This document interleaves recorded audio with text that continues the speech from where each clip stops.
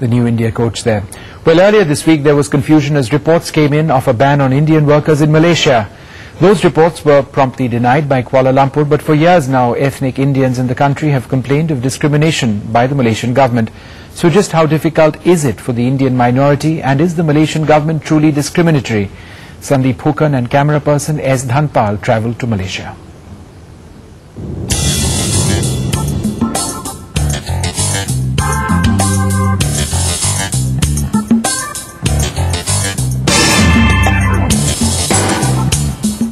Getting a visa or clearing immigration checks at the Kuala Lumpur International Airport was as smooth as this ride. It was serviced with a smile and it took less than 20 minutes.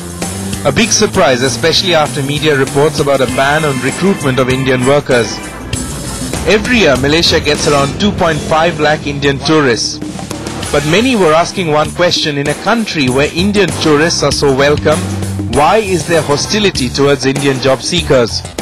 The Malaysian government has denied any such ban, but doubts remained. Would Indian professionals employed in sectors like IT, hotels, construction or financial institutions be asked to leave the country now? It's difficult getting people to talk about the government, but we were lucky, especially to hear it from an Indian. Considering the way Malaysian economy is going and the way it is globalizing and connecting to the other parts of the world, it's unlikely, it's beyond belief that they could put a blanket kind of ban. I have not come across such situation that where we had a fear of that our work permits will not be renewed. But in March 2003, didn't the Malaysian police pick up 270 IT professionals on charges of illegal stay, though all of them had valid work visas? Go back and report what you see rather than what you hear sitting somewhere else. I think that should open up and give a good true picture of what the country is. Perhaps the confidence stems from the fact that trade between India and Malaysia is expected to touch $8 billion this year. Also, an economy that's worth over $300 billion simply cannot do without people from outside. Malaysia has 2.2 million legal foreign workers. Bangladesh and India together account for 16%.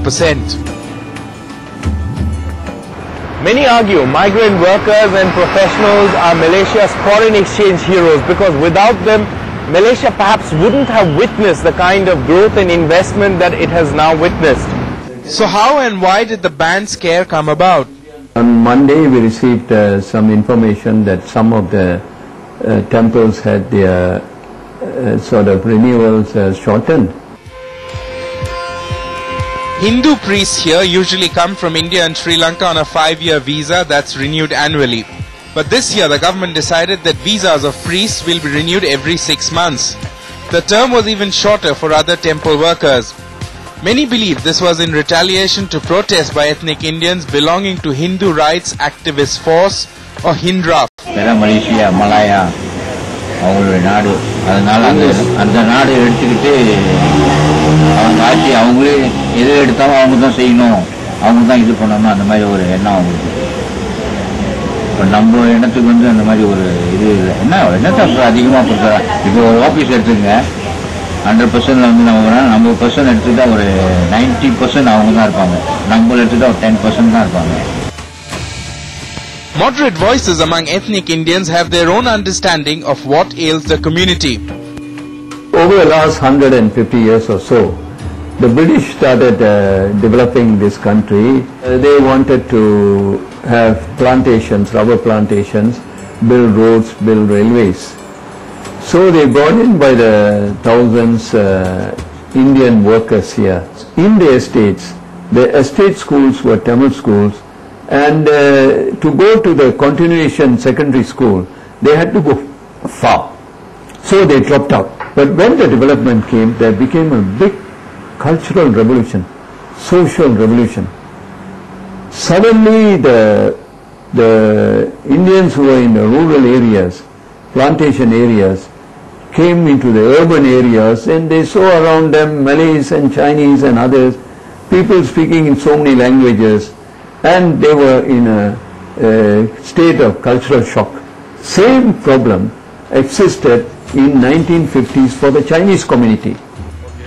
But that's history now. The Chinese are known as one of the most prosperous communities in Malaysia. So what went wrong for ethnic Indians? So we are lacking behind in education, we are lacking behind in economy. Most of the Indians here believe the Malaysian government is pragmatic enough to realize the community's contribution towards this country's prosperity. And as far as Indians are concerned, be they in Africa, America or Europe, they've always excelled. Why should they be any different in Malaysia? In Kuala Lumpur with camera person S. Dhanpal, this is Sandeep Phukan reporting for NDTV.